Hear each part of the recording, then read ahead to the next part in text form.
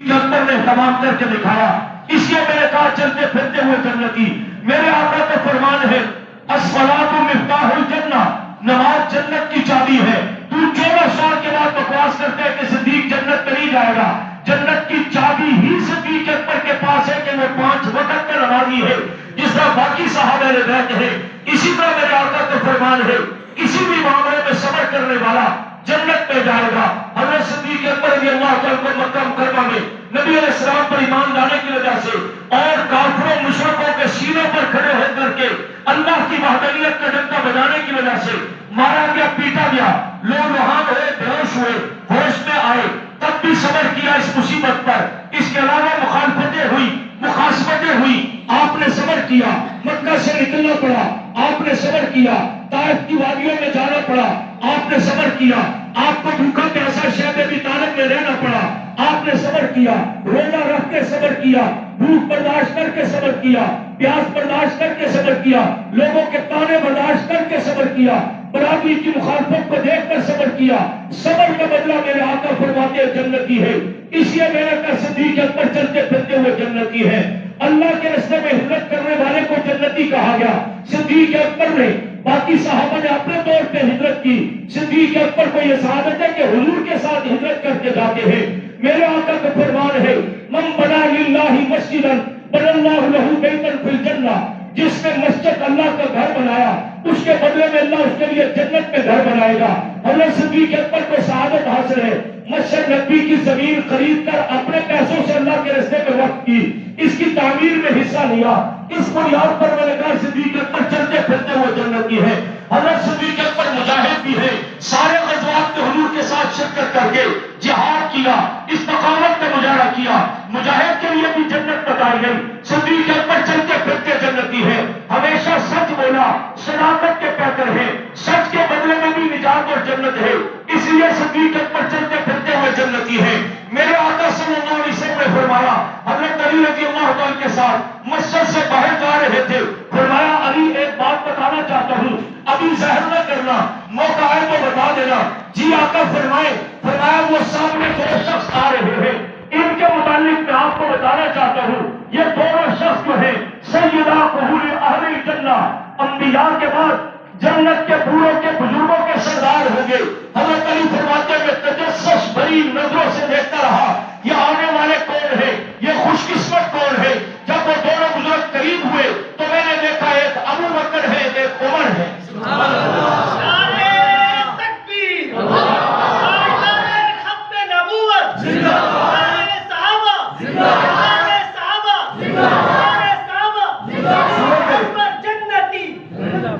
سورۃ واللیل قرآن پاک کے آخری پارے میں، جس کو بعد مفسرین نے سورۃ صدیق بھی بتایا کہ حضرت صدیق اکبر رضی اللہ عنہ کی شان میں نازل ہوئی اور آپ کے دشمن کے رد میں نازل ہوئی. اس کے 3 جملے پر غور کریں. اسی سورت میں اللہ فرماتے ہیں فَأَمَّا مَنْ آتَىٰ وَاتَّقَىٰ وَصَدَّقَ بِالْحُسْنَىٰ، جس نے اللہ کے راستے میں دیا. صدیق اکبر نے اللہ کے راستے میں اتنا کچھ دیا کہ قرآن نے بطور صفت کے اس کو بیان کیا. جس نے اللہ کے راستے میں دیا جو کچھ تھا، ایمان لائے، 40 کپڑوں کی دکانیں تھی یا 40,000 درہم دنانیر کے عام مالک تھے، سب اللہ کے راستے میں قربان کر دیا. آج مکہ مکرمہ میں جہاں ٹاور بنا ہوا ہے یہ حضرت صدیق اکبر کی مارکیٹ تھی، یہاں پر وہ تجارت اور کاروبار کرتے تھے. ہجرت کا سارا خرچہ حضرت صدیق اکبر نے اپنی جیب سے ادا کیا اور مسجد نبوی کی جگہ یتیم بچوں سے خرید کر اللہ کے لیے وقف کی، اپنے ذاتی پیسوں سے یہ خرچہ کیا. اس کے علاوہ بھی جب بھی اللہ کے رسول صلی اللہ علیہ وسلم نے مانگا اللہ کے لیے، صدیق نے اتنا پڑھ کر اللہ کے راستے میں خرچ کیا کہ عمر آئے، حضور نے پوچھا کیا لائے ہو؟ فرمایا گھر میں جو کچھ تھا آدھا آپ کی خدمت میں لایا ہوں، آدھا گھر والوں کے لیے چھوڑا ہے. صدیق کیا لائے ہو؟ فرمایا جو کچھ تھا سب لایا ہوں، جو کچھ تھا سب لایا ہوں. دیر سے کیوں آئے ہو؟ ایک سوئی رہ گئی تھی، تلاش کرتے ہوئے تاخیر ہو گئی. اچھا گھر والوں کے لیے کیا چھوڑا ہے؟ فرمایا اللہ اس کے رسول کا نام چھوڑ کر کے آیا. تو کہتا ہے کہ بیٹی نبی کی بیٹی فاطمہ کا حق فتح غصب کر لیا، لے کر بھاگ کے دیا نہیں. جس نے سب کچھ دیا، جو کہتا ہے میں سوئی بھی نہیں چھوڑتا ہوں، وہ نبی کی بیٹی کا حق دبا کر کے بیٹھے گا. جس کے لیے میرے آقا صلی اللہ علیہ وسلم نے فرمایا تھا میرے سب کے احسانات کا بدلہ چکا دیا. ایک صدیق ہے کہ احسانات کا بدلہ میں محمد دنیا میں نہیں دے سکا، کل قیامت کے دن اللہ دے گا. جو حضور کا محسن ہے تو اس کو حاسب کہہ رہے، تو اس کے متعلق بکواس کرتا ہے کہ وہ جنت میں نہیں جائے گا، تو تیرے جیسے بدبخت جنت میں جائیں گے.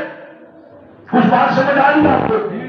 تو یہ چل کے پھرتے ہوئے جنتی ہے. قرآن کہتا ہے فَمَّا مَنْ آتَىٰ وَاتَّقَىٰ، جو تقوی کی انتہا تک پہنچا، تفصیلات کا وقت نہیں، وَصَدَّقَ بِالْحُسْنَىٰ، نبوت اور رسالت کی تائید و تصدیق کی، نیکی کو اپنایا، نیکی کی تائید تصدیق کی. یا اللہ آپ کیا کہنا چاہتے ہیں ایسے شخص کے متعلق؟ فرمایا فَسَنُيَسِّرُهُ لِلْيُسْرَىٰ، اس نے اپنے لیے جنت کا رستہ آسان کر دیا. یہ سارے 1400 سال کے مفسرین کہتے ہیں یہ صدیق اکبر کی شان بیان ہو رہی ہے. یہ آخری آیت نازل ہوئی 26واں پارہ سورۃ احقاف ہے. اللہ فرماتے ہیں وَوَصَّيْنَا الْإِنسَانَ بِوَالِدَيْهِ إِحْسَانًا. پورا شان نزول واقعہ چھوڑتا ہوں. اس آیت کے آخر میں اللہ فرماتے ہیں أُولَٰئِكَ الَّذِينَ نَتَقَبَّلُ عَنْهُمْ أَحْسَنَ مَا عَمِلُوا وَنَتَجَاوَزُ عَنْ سَيِّئَاتِهِمْ. ان کے اعمال ہم قبول کرتے ہیں ہمارے صالحہ، اور بشری تقاضوں میں کوئی کمی کوتاہی ہوتی ہے اس کو ہم نیکیوں سے بدل دیتے ہیں. پھر نتیجہ کیا دیتے ہیں؟ یہ کون شخص ہے جس کے لیے اللہ آپ یہ فرمائے؟ فرمایا فی اصحاب الجنہ، یہ جنت والا ہے، یہ جنت والا ہے. 1400 سال کے مفسرین، 14 سال کے مفسرین مراد لیتے ہیں، بریلوی ہو، دیوبندی ہو، اہل حدیث ہو، جس مسلک کے بھی مسلمان مفسرین ہیں، وہ کہتے ہیں اس سے مراد صدیق اکبر کی ذات گرامی ہے. پھر درجہ بدرجہ باقی مسلمان بھی اس کے ضمن میں آئیں گے، لیکن پہلا مصداق جس کے شان میں یہ آیت نازل ہوئی وہ صدیق اکبر کی ذات گرامی ہے. اس لیے میں نے کہا صدیق اکبر وہ ہے جو ایمان لانے کے بعد چلتے پھرتے ہوئے جنتی تھے. ایمان ہے ہمارا، عقیدہ ہے انشاءاللہ ہمارا، نظریہ ہے، بھولیں گے تو نہیں. اب وہ پہلی اور تیسری بات کو ذہن میں رکھیں، چونکہ آپ برنامہ آتے لیٹ ہے نا. اب میں نے شروع سے جو تمہید باندھی، ابھی آنے والے یا اس کے بعد آنے والے کو کیا پتا ہوگا کہ میں نے کیا کہا اور میں کیا کہنا چاہتا ہوں. تو تھوڑی مہربانی کیا کرے. پورا ہفتہ ہوتا ہے ذاتی مصروفیات کا. جمعے کے دن سب سے پہلے مسجد میں آنے والا اس کی بڑی اجر و ثواب بتایا گیا ہے. تو چلو سب سے پہلے نہ صحیح جمعے کا بیان جب شروع ہونا تو اسے تو خدمت کیا کرے کہ پورے ہفتے میں کوئی دین کی بات سمجھ آ جائے، ہفتے کی وہ کافی ہوتی ہے.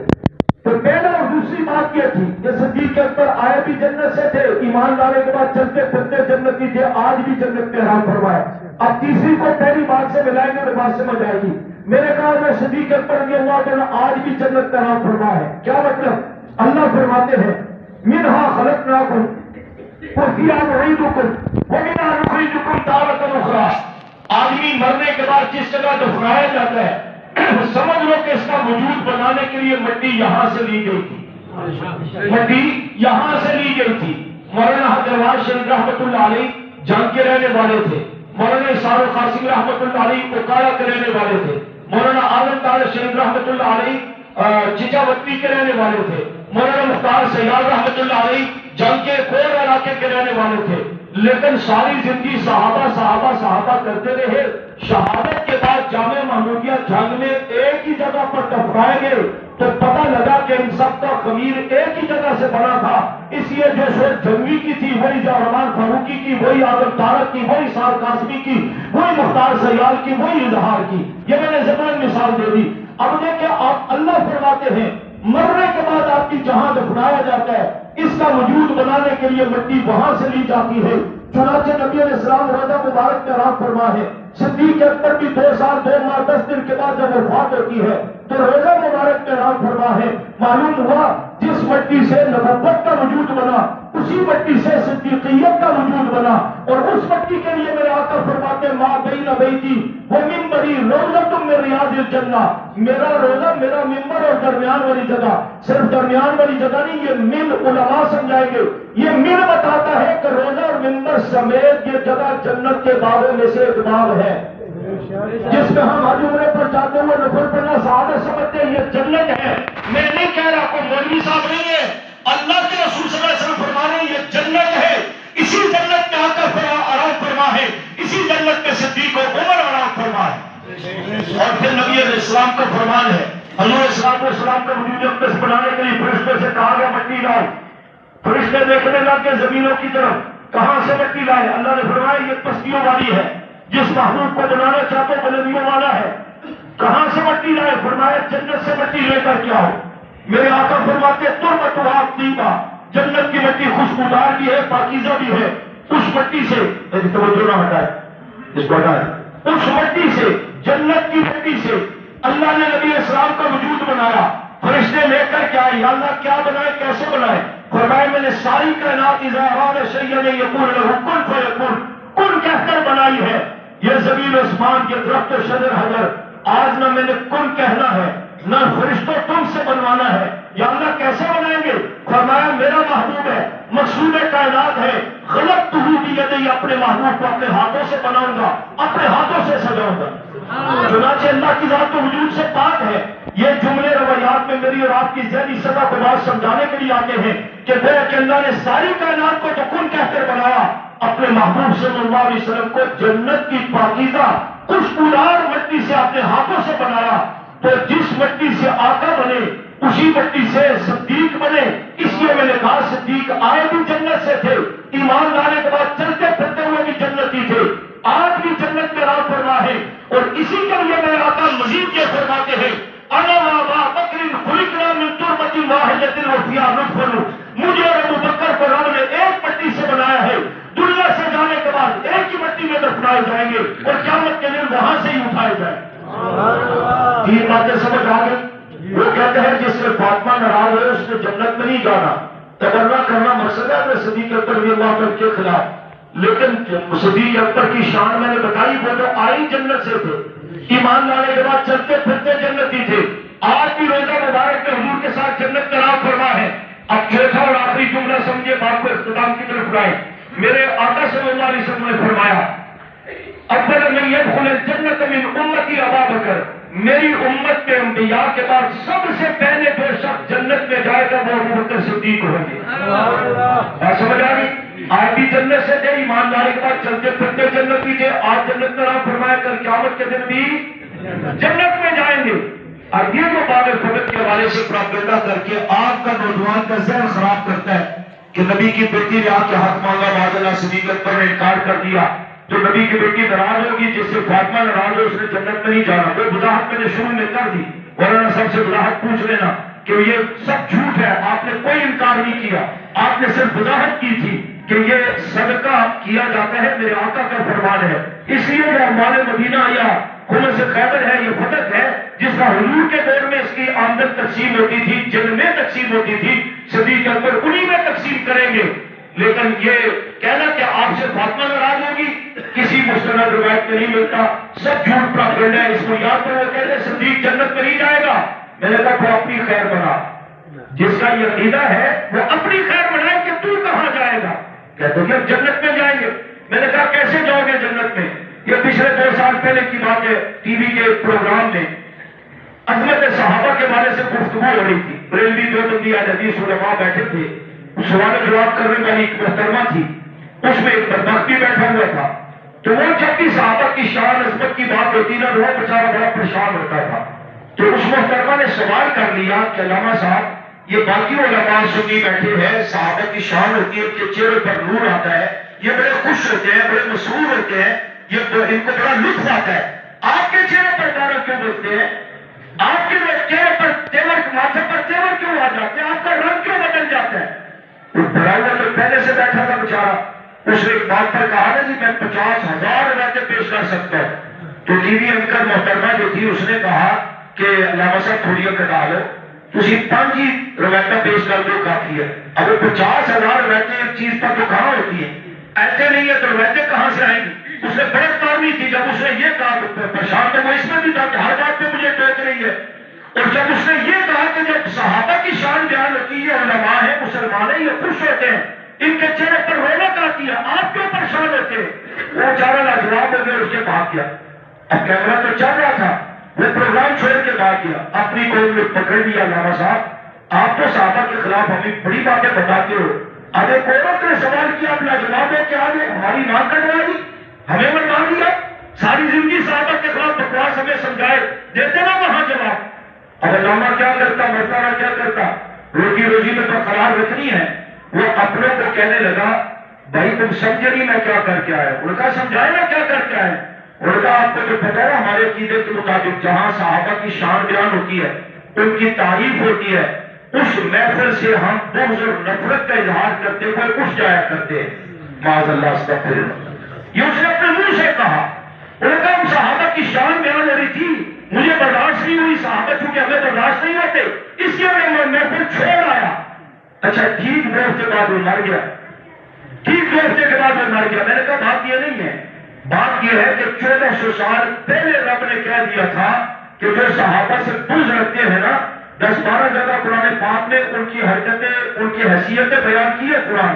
ایک جگہ ان کو بیوقوف کہا، ایک جگہ اللہ نے کہا اللہ یستعجلون میں تمہیں مذاق بناؤں گا، اور ایک جگہ پر اللہ نے لیغیظ بہم الکفار کہہ کر کے کہا یہ باقی کافر تو صرف کافر ہے، جو صحابہ سے بغض رکھتا ہے وہ غلیظ ترین کافر ہے۔ 26واں پارہ پڑھ رہا ہوں میں نے کہا اللہ نے اسی قرآن میں 14 سال پہلے کہا تھا عضوا علیکم الانامل من الغیظ، جو اس دور میں صحابہ سے بغض رکھتے ہوئے منہ میں انگلیاں چبایا کرتے تھے، یہ عامر بن فہیرہ، یہ حباب بن عرط، یہ بلال، یہ کل تک ہمارے غلام تھے، آج حضور کی صحبت میں بیٹھ کر اتنی شان بڑھ گئی، ان کے سلام عرشوں سے آتے ہیں، ان کے تذکرے قرآن میں ہوتے ہیں، یہ بلال چلتا زمین پر ہے اور کے ہر جماعت جنت میں سنائی دیتی ہے۔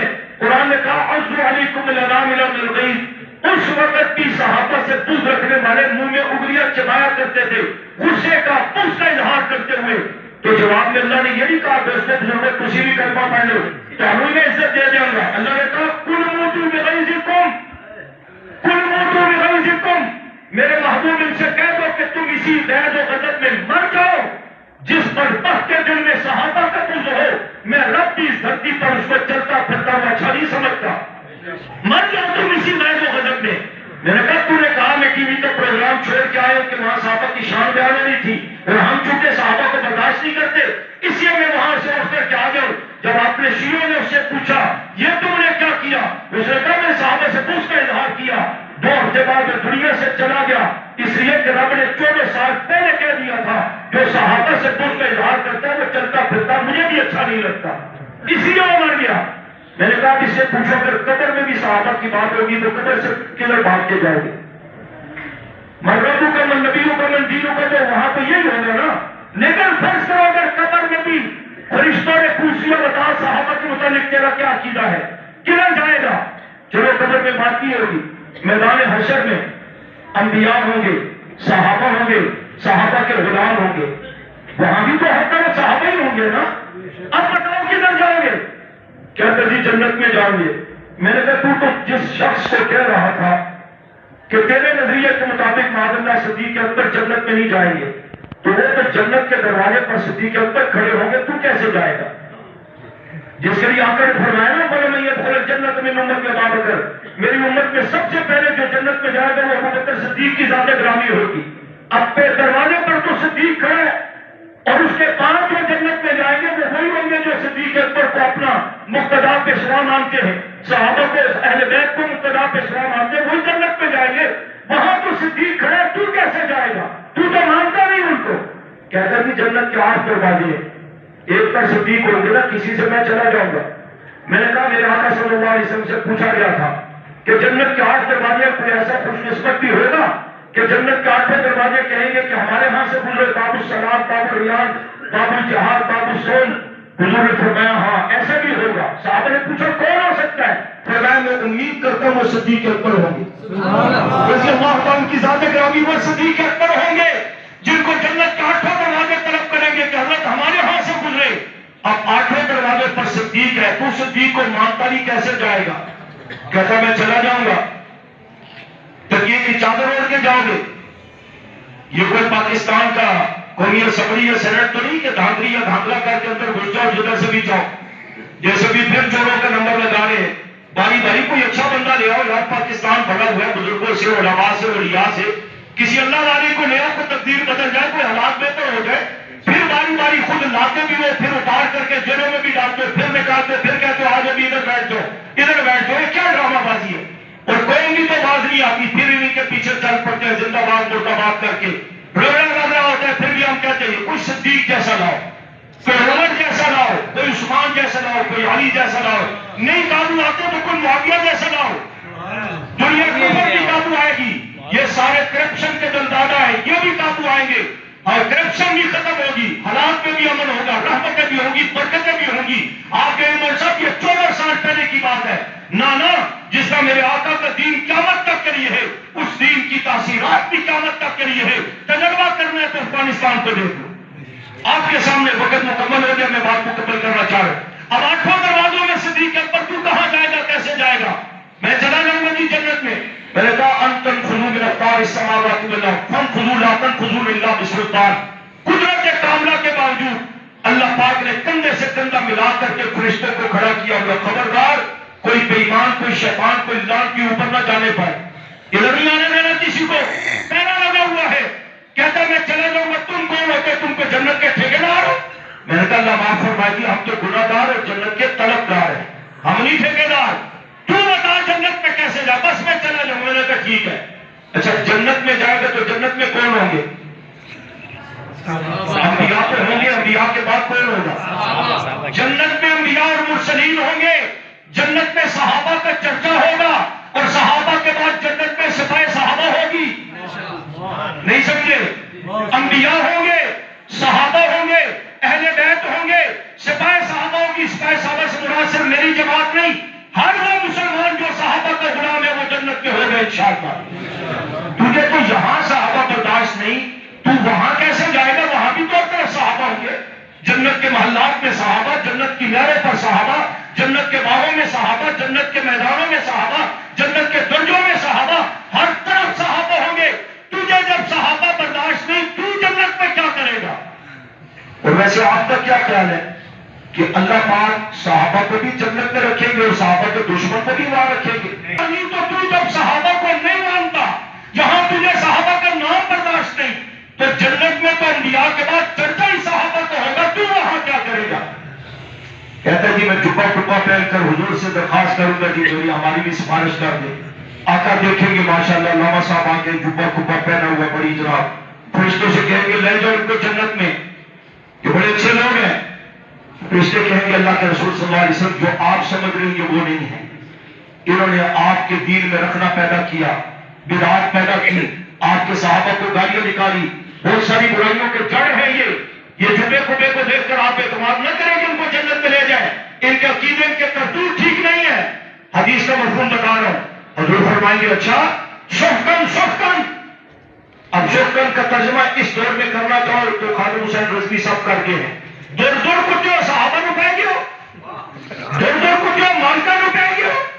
آج کا بدبخت رخت شیعہ ہو کر اپنے کو مومن کہتے ہیں, صدیق کو مومن نہیں مانتا. اپنے کو جنتی کہتا ہے, صدیق اکبر کو جنتی نہیں کہتا. اور ہم مسلمانوں کی سادگی کی بھی حد ہے, ہم بھی کہتے ہیں شاہ جی کی حال ہے. وہ چھوڑے اس پیسہ والے کافر کا وشیہ کافر میں تسی میرے پڑھاؤ. اچھا تیرے پیو نو گال کر دے, تیری ماں نو بیٹی نو بہن نو گال کر دے, طاقت تیرا پڑھا نہیں. سکر رشتہ دار نہ بھی دشمنی, صحابہ کو بکواس کرنے والا, نبی علیہ السلام پر تبرہ کرنے والا, ازواج مطہرات جو حقیقی بنیاد اہل بیت ہے ان کو گالی نکالنے والا میرا بھائی ہو سکتا ہے؟ اصلاح کیجیے.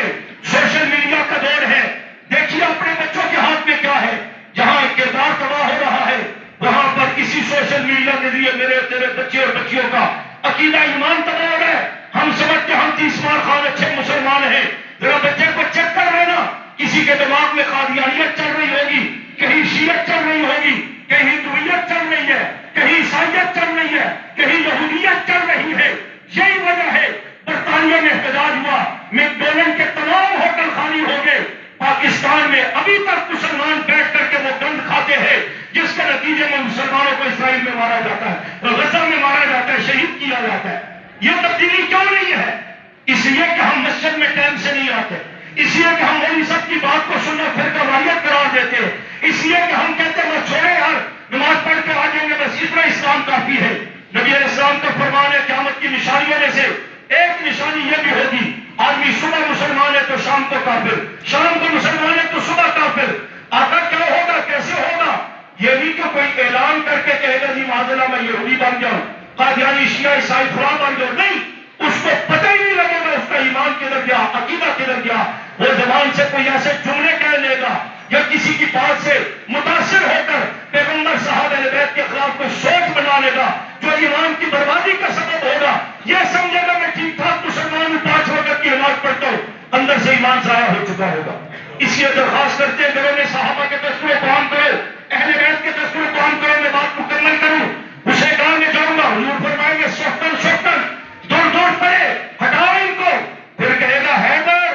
حضرت ضیاء القاسمی رحمۃ اللہ علیہ کہا کرتے تھے یہ پاکستانی کے حیدر کر کے نعرہ لگا کر اپنا الو سیدھا کر لو، فرشتے کہیں گے حیدر نہ مانے پاسے، جو رب کو نہ مانے، جو رسول اللہ کی ختم نبوت پر انکار بھی کرے، تبرئے بھی کرے، جو ابوبکر صدیق کو کہے وہ جنت میں نہیں جائے گا میں جاؤں گا، ظالموں حاضریوں کی کفر کی بے ادبی کی گستاخی کی۔ کچھ بات سمجھ آئی؟ تو حضرت صدیق اکبر رضی اللہ عنہ کی جملہ میں نے کہا صدیق اکبر وہ عظیم ہستیاں جو آئے بھی جنت سے تھے، ایمان لانے کے بعد چلتے پھرتے جنتی تھے، دلائل قرآن حدیث پڑھا، میں نے کوئی کس سے کہانیاں نہیں سنائی۔ صدیق اکبر آج بھی جنت میں راہ فرما ہے، میرے آقا کے فرمان کے مطابق صدیق اکبر امت میں سے انبیاء کے بعد سب سے پہلے جنت میں بھی پہلے صدیق اکبر رضی اللہ عنہ ذات گرامی جائیں گے۔ اور میں اور آپ کہاں ہوں گے؟ آقا فرماتے المرء مع من احب، ہم گنہگار خطاکار بیکار، لیکن اللہ اور اس کے رسول صحابہ بیت سے محبت ہوگی۔ آقا فرماتے جن سے محبت ہوگی دنیا میں قیامت کے دن انہی کے ساتھ جنت میں جاؤ گے۔ الحمدللہ ہمیں حضور سے محبت ہے، کہو الحمدللہ۔ ہمیں اہل بیت سے محبت ہے، کہو الحمدللہ۔ ہمیں تمام صحابہ بلا کسی تفریق کسی بحث کے تمام صحابہ سے محبت ہے، کہو الحمدللہ۔ علماء کرام، علماء اہل حق، مجاہدین اور حرمین شریفین، بیت المقدس، مظلوم غزہ کے مسلمان ہو یا کشمیر کے ہو، تمام مسلمانوں سے محبت ہے۔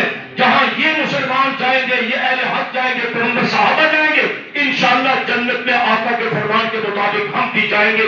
تو صحابہ سے محبتیں کرو گے، محبتوں میں تابعداری صحابہ کی کرو گے، ان کی طرح نمازوں کا اہتمام، اعمال کا اہتمام بھی ہوگا، عقائد کی اصلاح کی کوشش کریں گے۔ آج جمعہ کے بعد اسی عظیم پیش کرنے کے لیے ہر سال کی طرح جلوس نکل رہا ہے طالب القرآن راجہ بازار مدرسے سے 2 بجے۔ ابھی ہم نماز پڑھیں گے، ٹائم ہوگا، جو نوجوان جماعت کے پہلے سے تیار ہے وہ بھی اہتمام کرے۔ دیگر نوجوانوں سے کہتا ہوں گھنٹے ڈیڑھ کی باتوں کو میں آپ کو امریکہ یا فیصلہ آباد نہیں بھیج رہا ہوں، یہ قریب راجہ بازار ہے، گھنٹے ڈیڑھ جا کر صدیق اکبر کی عظمت کو سنو گے، صدیق کی عظمت کے دفاع کے نعرے لگاؤ گے۔ میرے تیرے عمل کیا ہے یار، ہماری حالتیں بہت کمزور ہیں پر فتن دور میں، یہی نسبتیں کام آئیں گی انشاءاللہ نجات کے لیے، اسے کامیاب کرو گے۔ اللہ میرا اور آپ کا حامی ناصر و والی